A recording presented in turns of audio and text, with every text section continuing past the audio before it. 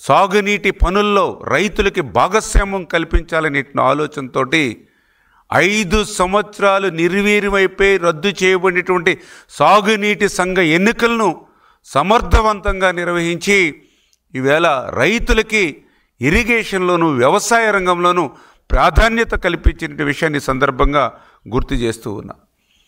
అదేవిధంగా వేల కోట్ల రూపాయలు వెచ్చించి నిర్మాణం చేసినటువంటి ప్రాజెక్టులు కానీ, రిజర్వాయర్లు కానీ, డ్యాములు కానీ, వాటి యొక్క మెయింటెనెన్స్ సంబంధించినటువంటి పనులు చేయకపోతే వేల కోట్ల రూపాయలు నిరుపయోగం అయిపోతాయనేటువంటి పరిస్థితి మనందరికీ తెలుసు. కానీ గత 5 సంవత్సరాల వైసీపీ పాలనలో ఆ యొక్క ప్రాజెక్టులు కానీ, డ్యాములు కానీ, రిజర్వాయర్లు కానీ వాటి రిపేర్లు మాట అటుంచి కనీసం గ్రీజు పెట్టి మెయింటెనెన్స్ పనులు కూడా చేయనటువంటి పరిస్థితి మనందరం కూడా చూసాం.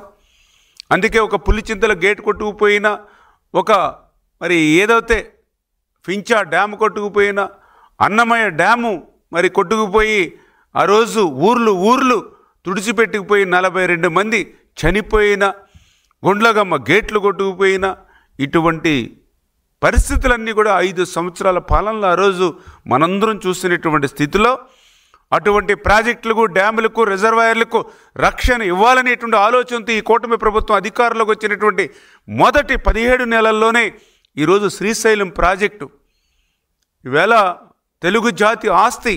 అటువంటి శ్రీశైలం ప్రాజెక్టు యొక్క భద్రతకు ప్రమాదంగా ఏర్పడినటువంటి ప్లంజ్ పూల్ కానీ, ఎప్రాన్ కానీ వాటి యొక్క రిపేర్ల కోసం 200 కోట్ల రూపాయలు ఈరోజు ఈ ప్రభుత్వం నిధులు మంజూరు చేసినటువంటి విషయం కానీ, రాయలసీమకు అత్యంత ప్రాధాన్యత కలిగినటువంటి తుంగభద్ర ప్రాజెక్ట్ ఏదైతే ఉందో ఆ తుంగభద్ర ప్రాజెక్టుకు సంబంధించినటువంటి గేటు కూడా మొన్న గత సంవత్సరం మరి కొట్టుకుపోయినటువంటి స్థితి మీరందరూ కూడా చూశారు.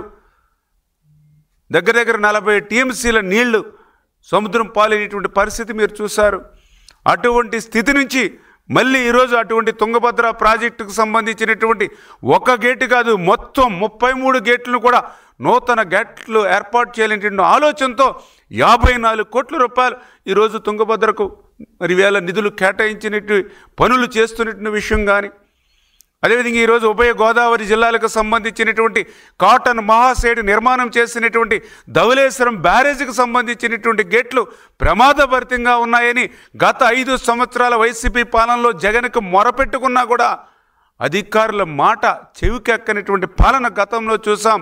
కానీ ఈరోజు ఈ కూటమి ప్రభుత్వం అధికారంలోకి వచ్చినటువంటి మొదటి సంవత్సరంలోనే ఆ ధవళేశ్వరం గేట్లన్నీ కూడా మళ్ళీ కొత్తవి నిర్మాణం చేయడానికి 150 కోట్ల రూపాయలు ఈ ప్రభుత్వం నిధులు మంజూరు చేసి పనుల్ని టెండర్లు పిలవడానికి ముందుకెళ్తున్నటువంటి విషయం కానీ, అదేవిధంగా ఏదైతే కాలువలు ఉన్నాయి, డ్రైన్స్ ఉన్నాయి, రిజర్వాయర్లు ఉన్నాయి, 5 సంవత్సరాల పాలనలో ఎక్కడ కూడా ఒక తట్ట మట్టి తీసినటువంటి పరిస్థితి లేదు. ఎక్కడ కూడా O&M పనులు చేసినటువంటి పరిస్థితి లేదు. మళ్ళీ ఈ కూటమి ప్రభుత్వం అధికారంలోకి వచ్చినటువంటి మొదటి సంవత్సరంలోనే 344 కోట్ల రూపాయలు ఈ యొక్క ఏదైతే కాలువలు, డ్రైన్లకు సంబంధించినటువంటి O&M పనుల కోసం ఈ ప్రభుత్వం కేటాయించినటువంటి పరిస్థితి. అదేవిధంగా ఈరోజు ఆంధ్రప్రదేశ్ రాష్ట్రానికి ఒక వరం, ఒక జీవనాడి, ఒక పోలవరం.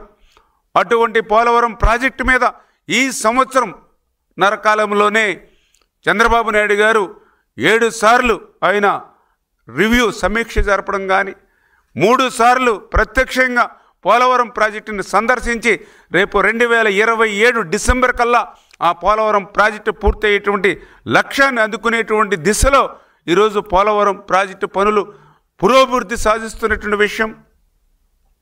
ఆ పోలవరం ప్రాజెక్టుకి భూములు, ఇళ్ళు త్యాగం చేసినటువంటి నిర్వాసితులు గత 5 సంవత్సరాల వైసీపీ పాలనలో ఒక్క రూపాయి కూడా వాళ్ళకి ఇచ్చినటువంటి పరిస్థితి లేదు. కానీ ఈ కూటమి ప్రభుత్వం అధికారంలోకి వచ్చినటువంటి ఈ 16-17 నెలల కాలంలోనే మొన్న సంక్రాంతికి 900 కోట్ల రూపాయలు, మొన్న దీపావళికి 1000 కోట్ల రూపాయలు, ఒక్క సంవత్సరం కాలంలోనే 1900 కోట్ల రూపాయలు ఈ యొక్క కూటమి ప్రభుత్వం ఆ నిర్వాసితులకు కూడా ఈ యొక్క సాయం అందించినటువంటి పరిస్థితి కూడా మనందరం కూడా చూసాం.